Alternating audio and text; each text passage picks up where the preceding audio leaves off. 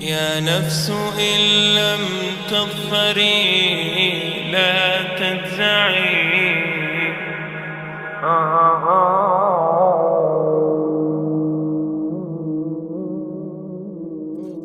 All the praise is for Allah, who is the author of all existence and the most generous to his creation, while he is also the all-compelling. He is the only one worthy of our worship, having no partners, no associates, no sons, no daughters, no one whom he must consult, and no one or anything which has any comparison with him. All the praise is for Allah, who is the King of all who claim sovereignty, the only one who has the right to legislate for his creatures. He is the giver of life. He is the causer of death, while death has no effect upon him, because he is the ever-living, the self-subsisting, the eternal and the only absolute. All the praise is for Allah, who has power over all things, and there is in reality no power and no strength, no influence to cause benefit or detriment except through him. It is he who created this complex world, the seen and the unseen, the evident and the speculative, the earth and all that is on it and everything that is in it. It is he who sent his messengers and prophets, alayhimus salam, with the common message of strict monotheism, which simply means that there's absolutely no one worthy of worship, no one worthy of our obedience except the Almighty, the One, the Absolute, and who has no partners. The earlier messages which changed the world in the area in which the prophets were sent, those messages we know have changed, and even the prophets who brought them, their names are now lost. We just know in general because Allah told us in the Quran, وَلَقَدْ بَعَثْنَا فِي كُلِّ أُمَّةٍ رَسُولًا أَنْ يَعْبُدُوا اللَّهَ وَاجْتَنِبُوا الطَّاغُوتَ. I've sent to every nation a messenger, calling people to worship Allah alone and to avoid the worship of false gods. This essential message has been preserved in Islam in a way that it was never preserved before. Not because the message was different, because it was the same message, but because of the fact that there would be no other prophets who would come after Muhammad sallallahu alaihi wasallam. So therefore that message now had to be protected. It had to be preserved in a way none of the earlier messages were preserved. I will tell you this, what you say you have come to know 40 years back, and what you call the Big Bang is already mentioned in the book which I read, the glorious Quran. It's mentioned 1400 years ago in Surah Anbiya, chapter number 21, verse number 30, which says, Avalam yaral lazina kafaru. Do not the unbelievers see anna samawati wal arda kanat ratkan fataqnahuma, that the heaven and the earth were joined together and we clove them asunder.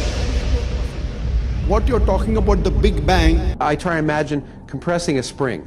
I push it closer and closer and closer together so it's smaller and smaller and smaller, and I've stored a tremendous amount of energy in that spring, and when I let it go, it bursts out, it bursts out, it bursts out. the creation of the universe, which you came to know 40 years back, is already mentioned in this book, the glorious Quran, 1400 years ago. Who could have mentioned that in the Quran? So the atheists will say, maybe someone wrote, maybe it's a fluke, maybe it's a guesswork. A human being, regardless of who they are, or where they are, or what they do, will have this curiosity. They'll want to know, why am I here? How did I get here? And do I have a purpose? And if so, what is it? The only one who would really be able to answer that question would be the Creator himself. If there is a Creator, it would be up to him to tell us why we were created and what he expects from us and what this life is really about. Allah has shown the people from the time of Adam until right now, has shown the people what he wants from them. And it's a very simple thing, and that is that worship be for him alone without any partners. In fact, we know this life to be a test from Almighty God. That's why we're born, and that's why we die, because there has to be a beginning and an end for us to be tested on. The next life, after this life, no one will ever die again, a bad person or a good person. Both are brought back, and they continue to live in the next life, either in good shape or not so good shape, depending on how they did on the test. The worship of the God of Abraham, that was what was taught by these prophets. The Lord of the Arsh and Kursi. We're talking about the Lord of the worlds. Alhamdulillah Rabbil Alameen. We're talking about the Lord of the entire universe and beyond. The entire universe and beyond. You know, we live in this dunya, and we are fascinated with this dunya which Allah subhanahu wa ta'ala indeed has created in a beautiful manner. We're fascinated. There are over billions of people which live on this dunya at this moment in time. Over 6 billion people that live on the dunya at this moment in time. This dunya of Allah subhanahu wa ta'ala is so big that there is space in this dunya for billions and billions and billions or more people. But what is this dunya in comparison to what Allah subhanahu wa ta'ala has created out there? This dunya is insignificant. This dunya is meaningless to Allah. It means nothing. It is worthless. So worthless, compare it with the sun. The sun is one star. You know more science than me. You'll be able to tell me better. Take this planet Earth and you place it inside the sun, and you will be able to place 1.3 million Earths in the sun. 1.3 million Earths in the sun. Allahu Akbar. Allah is the greatest. The sun is one star. One star. There are stars out there which are millions of times bigger than the sun. You tell me this, that you need millions and millions of stars to make one galaxy. And then you tell me this, that there are zillions of galaxies out there. Let me tell you on top of this, my friend, after this, whatever you see above, when you raise your head and you look above, whatever you see above, the zillions and zillions and zillions of galaxies, let me tell you, this is everything there is within the first heaven. Everything there is within the first heaven, and Allah is the creator of 7 heavens. 7 heavens. And the distance between the first heaven and the second heaven is 500 years. You know, the distance that can be covered in 500 years, at what speed? Only Allah knows. Only Allah knows.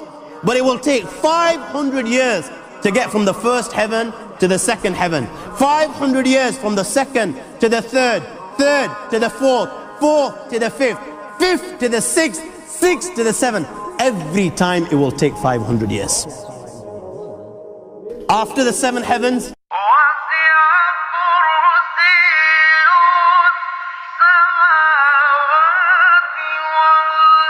وَسِعَ كُرْسِيُّهُ السَّمَاوَاتِ وَالْأَرْضِ. You all read the Ayatul Kursi. You all know the Ayatul Kursi. After this, you have the Kursi of Allah. You have the chair of Allah subhanahu wa ta'ala. You know these 7 heavens that we've just talked about, in comparison to the Kursi of Allah, they're non-existent. They're meaningless. Rasulullah sallallahu alaihi wasallam has given an example in a hadith just to give us a little bit of understanding with regards to the 7 heavens in comparison to the kursi of Allah. Take a ring from your finger, take it off, the small ring that you have, and place it, let's say, in a desert, the Sahara Desert. It's the biggest desert in the world. You know that ring that we take off from our fingers and place it in the Sahara Desert? What comparison is in between the ring and the Sahara Desert?